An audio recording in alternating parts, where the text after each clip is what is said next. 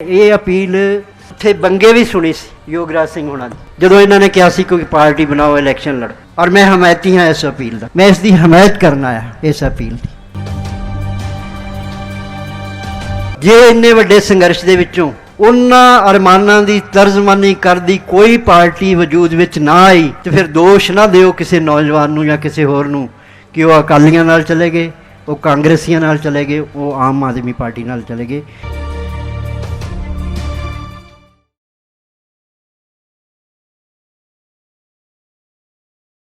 कि जे मैं ईमानदारी नाल कहाँ तो इस संघर्ष की जे कोई रीढ़ है तो पंजाब की सिख किसानी है।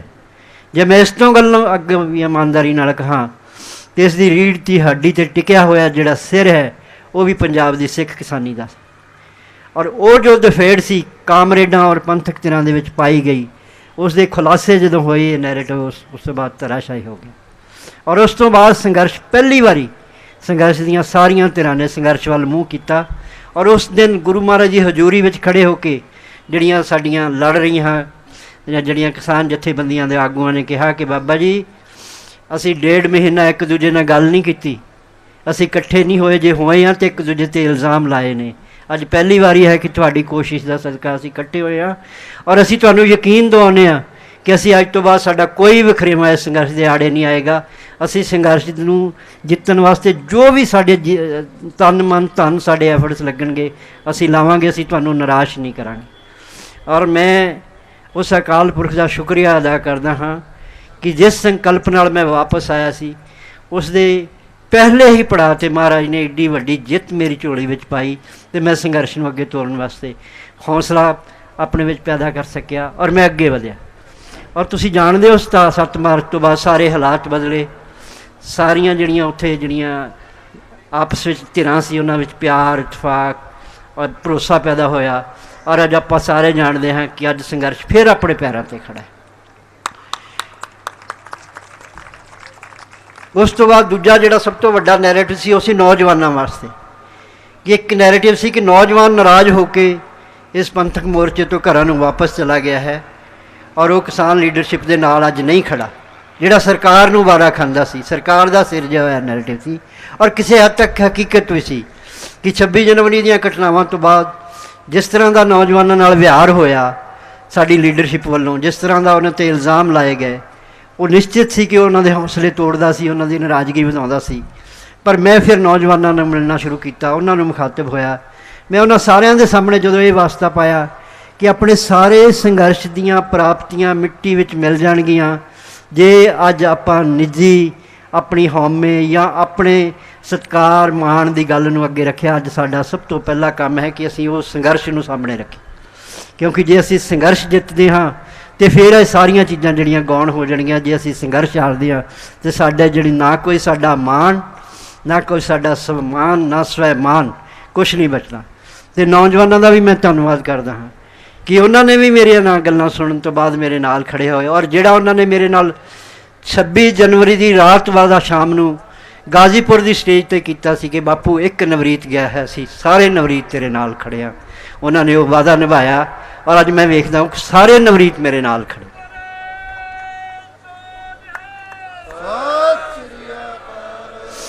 अज मैं बहुत दूर सीगा जदों मैनूं पता लगा कि आनंदपुर की धरती से एक बहुत बड़ा सम्मेलन नौजवानों का होने जा रहा है जिसकी अगवाई सरदार जोगराज सिंह करन जा रहे हैं। और मेरा दूसरा प्रोग्राम भी सी, मैं तरजीह तय करनी सी कि मैं कित्थे जाना है। मैं इस प्रोग्राम नूं तरजीह दी क्योंकि इस प्रोग्राम की अगवाई कर रही जिहड़ी शख्सियत है मैं शुरू तो देख रहा हाँ कि उन्हां दा इस मोर्चे प्रति की लगाव है, की कमिटमेंट है और किस तरह वो अपनी जिंदगी के इस पड़ाव के उत्ते इस मोर्चे नूं हर तरह नाल खड़े करने की कोशिश कर रहे हैं। इसलिए मैं अज इत्थे आउणा तय किया।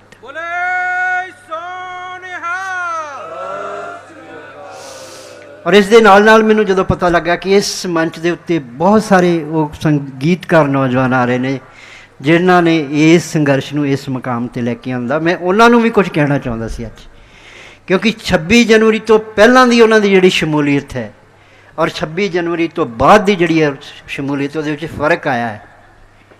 और मैं उन्हां नूं ये कहण आया है कि जिहो जी तुहाडी शमूलीयत 26 जनवरी तो पहलां दी सी, तुहाडी शमूलीयत उस तो भी ज़्यादा शिद्दत नाल होनी चाहिए है, क्योंकि अज मोर्चे नूं तुहाडी शमूलीयत की उस तो भी ज़्यादा जरूरत है। क्योंकि साडा नौजवान तुहानूं अपना आइडियल मनदा है। तुसीं चाहे पंजाब के नौजवानों नूं नच्चण लाता, गाउण लाता, नत्तियां पवातियां, सब कुछ करता, उन्होंने सब कुछ किया, पर तुसीं मोड़ा कटवाया नौजवानों नूं। अज वो नौजवान नशियां तो बाहर आया, उन्हां दी कमिटमेंट बदली, वो अपने इतिहास नाल खड़े होए, अपने फर्ज पछाणे और अज मोर्चे की रीढ़ की हड्डी बन के खड़े आ। इसलिए मैं तुहाडे उस एफर्ट नूं मैं अपने वालों ये कहना चाहता हाँ कि जे अज ये अंदोलन है तो वो सब तो वड्डा जे किसी का योगदान है तो इन्हां गायकों का है, जिन्हां दी बदौलत अज ये संघर्ष खड़ा है।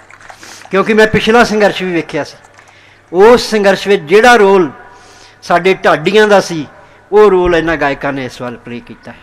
इन्हां ने संघर्ष खड़ा किया है।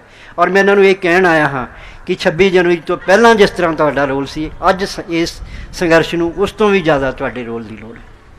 और दूसरी गल मैं जिहड़ी ये कहण आया हाँ कि जिस तरह का आने वाले सामने साडा सिनैरीओ है, राजनीतिक सिनैरीओ जिहड़ा बनता जा रहा असीं वेख रहे हाँ, और जिस दे विच मैं ये अपील उत्थे बंगे भी सुनी सी योगराज सिंह होना दी, जदों इन्होंने कहा सी कोई पार्टी बनाओ, इलैक्शन लड़ो, और मैं हमायती हाँ इस अपील का, मैं इसकी हमायत करना आया इस अपील की।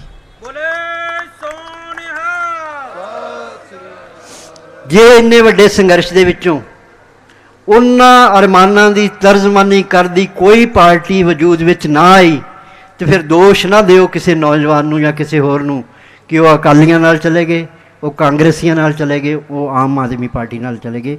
उन्हें चले जाना फिर जदों तुसीं उन्हां नूं कोई राह ना दोगे, कोई मंच ना दोगे, कोई सेध ना दोगे, वो चले जाणगे। इसलिए जे कोई इहो जी पार्टी बनती है जिहड़ी इस वेले की मंग है, जिहड़ी वो नौजवानों की मंग है, जिहड़ी उन्हां दी तर्जमानी करे, वो बनाउणी चाहिदी है। मैं इसकी हमायत करना है। और योगराज सिंह जी जिथे भी कहेंगे, जदों भी कोई पार्टी बनाउणगे, जो जिम्मेवारी मेरे जिम्मे लाउणगे, मैं इन्हां दे नाल खड़ा होवांगा, मैं कहना है। इसलिए तुहाडा सारिਆਂ ਦਾ बहुत बहुत धन्यवाद। तुसीं सुनिया, सानूं मैनूं सुनिया।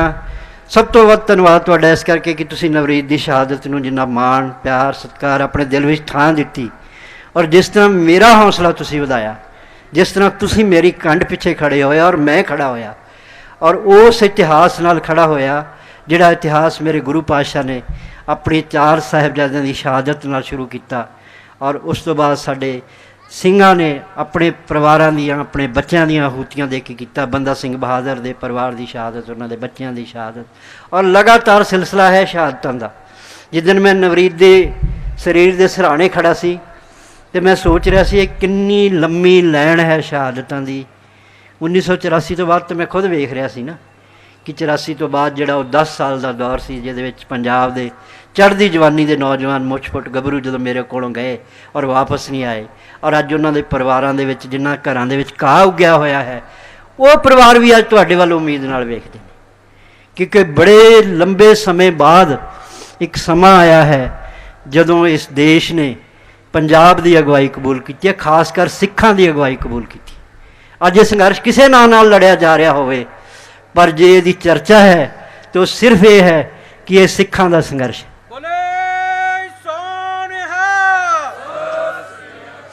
इसलिए तुहाडी दस्तार का मान सम्मान दा ते लगा है। इसलिए घरां च बहन का समा नहीं है। हुण अपनियां फसलां साਂਭਣੀਆਂ भी जरूरी हैं, परिवार संभालने भी जरूरी हैं, पर पहली जिम्मेवारी तुहाडी सारिਆਂ ਦੀ ਬਣਦੀ है उस संघर्ष नाल जाना, उत्थे जाना, उत्थे बहना, उत्थे जुड़ना। क्योंकि जिन्ना चेर लीडर की कंड ते उसकी कौम उसके पिछे खड़े हुए लोग नहीं खड़े होंदे, जिन्हां दे सरोकार ने संघर्ष नाल, ते लीडर कमज़ोर पै जाते हैं, समझौते कमज़ोर हो जाते हैं। इसलिए जे कोई समझौता होना, सरकार ने तुहानूं कुछ देना, इस संघर्ष के अगे गोडे टेकने हैं, तो उसकी स्ट्रेंथ तुसीं हो। इसलिए मैं कहना आया हाँ कि वध तो वध गिनती में उस संघर्ष के पिछे खड़े हो, उस लीडरशिप के पिछे खड़े हो। क्योंकि बहुत तरह के नैरेटिव ने उत्थे, बड़े तरह दी गल्लां आपां सुणदे ने, पर वो सुर जिहड़े आपां सुणदे ने ना, वक्खरे सुर, उन्हां दे वक्खरे जिन्हां दे एजेंडे ने, वो थोड़े जे लोग ने, वो पंथक चिरां वाल भी हैगे, वो कामरेडां वाल भी हैगे, वो बाले नहीं हैगे। ਬੱਤੀਆਂ ਵਿੱਚੋਂ ਜੇ ਕੋਈ 5-4 ਇਹੋ ਜਿਹੇ ਹੈਗੇ ਨੇ ਜੇ ਵੱਖਰੀ ਸੁਰ ਅਲਾਪਦੇ ਨੇ, ਉਹਨਾਂ ਨੂੰ ਨਜ਼ਰ ਅੰਦਾਜ਼ ਕਰ ਦਿਓ।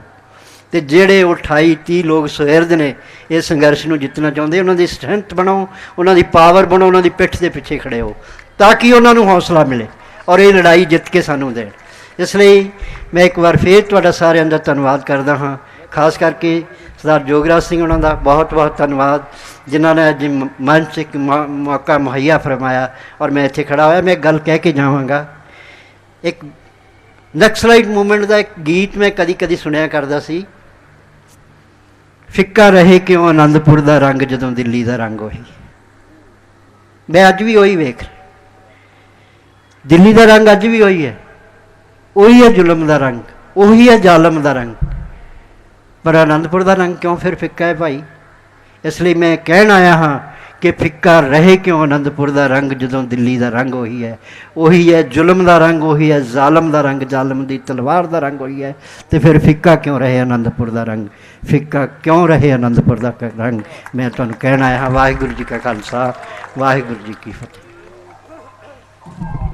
ਮੈਂ ਬਾਈ ਜੀ ਨੂੰ, ਚੀਮਾ ਜੀ ਨੂੰ ਬੇਨਤੀ ਕਰਦਾ ਕਿ ਬਾਪੂ ਜੀ ਦਾ ਸਤਿਕਾਰ ਕੀਤਾ ਜਾਵੇ।